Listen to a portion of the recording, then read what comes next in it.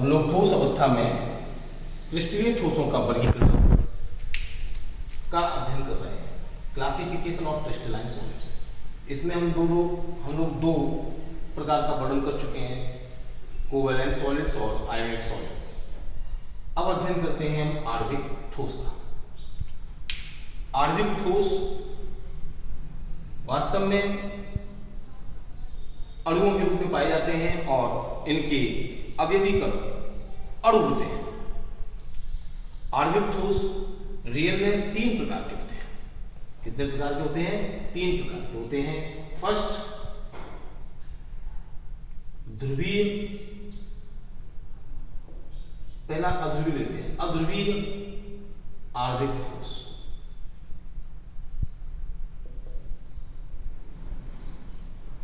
Second,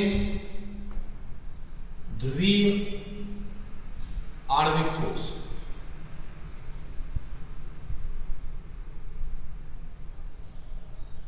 and third, hydrogen आवंधित, यानी ऐसे आणविक ठोस जिनमें हाइड्रोजन बंध पाया जाता है, तो हाइड्रोजन आवंधित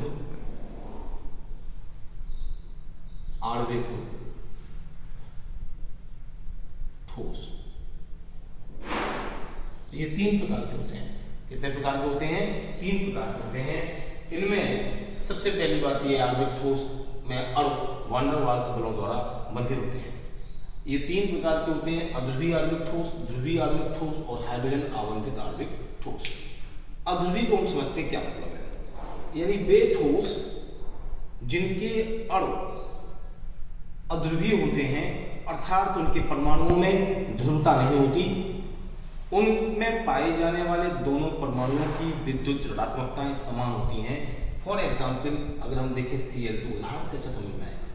Cl2 ये अध्रुवीय आणविक ठोस है। इसी प्रकार I2, तो अगर हम क्लोरीन और आयोडीन को देखें, ये दोनों आणविक ठोस हैं और दोनों ही अध्रुवीय हैं। कैसे हैं? अध्रुवीय। कारण इसमें 2 परमाणु पाए जाएंगे Cl के। कितने पाए जाएंगे अगर इसको देखें तो एक Cl और दूसरा Cl। इन दोनों के बीच में एक इलेक्ट्रॉन की जो साझेदारी होगी, उन दोनों इलेक्ट्रॉनों की साझेदारी में ये दोनों इलेक्ट्रॉन का जोड़ा, अर्थात एक इलेक्ट्रॉन का पेयर दोनों परमाणुओं के ठीक मध्य में स्थित होगा, क्योंकि दोनों परमाणु समान प्रकार के हैं, अर्थात दोनों की इलेक्ट्रोनेगेटिविटी समान है। अतः न तो ये इलेक्ट्रॉन इधर जाएगा न इलेक्ट्रॉन इधर जाएगा, अतः इनमें ध्रुवता उत्पन्न नहीं होगी और ये अध्रुवीय आणविक ठोस कहलाएगा।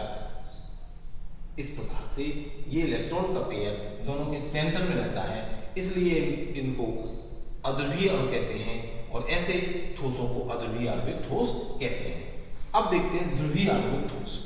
ध्रुवीय आणविक ठोस का आशय है ऐसे ठोस जिनमें पाए जाने वाले परमाणुओं की विद्युत ऋणात्मकताएं समान होती हैं और उनके परमाणुओं में ध्रुवता उत्पन्न हो जाती है।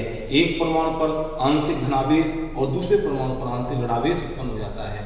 ऐसे ठोस ध्रुवीय आणविक ठोस कहलाते हैं। ये ध्रुवीय विलायकों में विलय होते हैं और इनका एग्जाम्पल है जैसे HCl। अब हम अगर HCl को देखें तो HCl 2 परमाणुओं से बना है, एक H और एक Cl।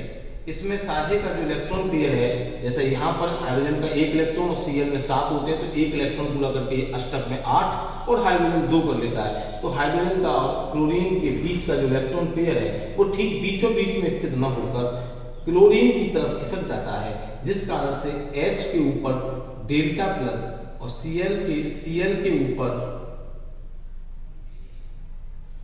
डेल्टा माइनस आवेश उत्पन्न हो जाता है, अर्थात इनमें ध्रुवता उत्पन्न हो जाती है। इस कारण ये ध्रुवीय आणविक ठोस कहलाते हैं। ये ध्रुवीय विलायकों में विलय होते हैं और इनमें मुलायम और विद्युत के कुचालक होते हैं। ये मुलायम होते हैं, सॉफ्ट होते हैं और विद्युत के कुचालक होते हैं। हाइड्रोजन आवंधित ठोस देखते हैं अगले। हाइड्रोजन आवंधित ठोस का यह आशय है कि ऐसे आणविक ठोस जिनमें हाइड्रोजन बंध पाए जाते हैं, हाइड्रोजन आवंधित ठोस कहलाते हैं। फॉर एग्जाम्पल HF, इसमें एक HF दूसरे HF के अणुओं की हाइड्रोजन परमाणु और पहले वाले HF की फ्लोरीन परमाणु के मध्य एक हाइड्रोजन बंध पाया जाता है, इस कारण इन्हें हाइड्रोजन आबंधित ठोस कहते हैं। C2H5OH सभी सॉलिड स्टेट्स में S आदि ये हाइड्रोजन आबंधित ठोस हुआ। अगला टॉपिक हमारा होगा चौथा, धात्विक ठोस। धात्विक ठोस का आशय है वे ठोस जिनमें धातु, आयन तथा इलेक्ट्रॉन का व्यवस्थित संग्रह हो, धात्विक ठोस कहलाते हैं। वे ठोस जिनमें धातु, आयन और इलेक्ट्रॉन का व्यवस्थित संग्रह हो, धातु आयन कहलाते हैं, धात्विक ठोस कहलाते हैं। जैसे Fe लोहा, एल्यूमिनियम,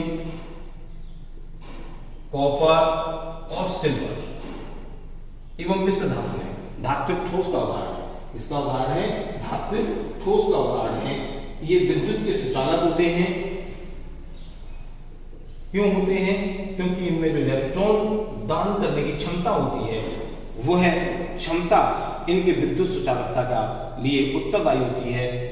धातुएं वे होती हैं जो इलेक्ट्रॉन दान कर सकती हैं, अतः धात्विक ठोस इलेक्ट्रॉन गमन वाले होते हैं, अतः इनमें विद्युत की सुचालकता पाई जाती है। और ये धात्विक चमक और रंग लिए हुए होते हैं, आघात वर्धनीय होते हैं, इनकी चादरें बनाई जा सकती हैं क्योंकि इनमें इलेक्ट्रॉन दान करने की क्षमता होती है। इस प्रकार धात्विक ठोस वे ठोस हैं जिनमें धातु, आयन और इलेक्ट्रॉनों का व्यवस्थित संग्रह होता है। इस प्रकार आज हम लोगों ने क्लासिफिकेशन ऑफ क्रिस्टलाइन सॉलिड्स को पूरा किया। अब आप लोगों के पास नोट्स पहुंच चुके हैं, आप उनका अध्ययन करें। Thank you.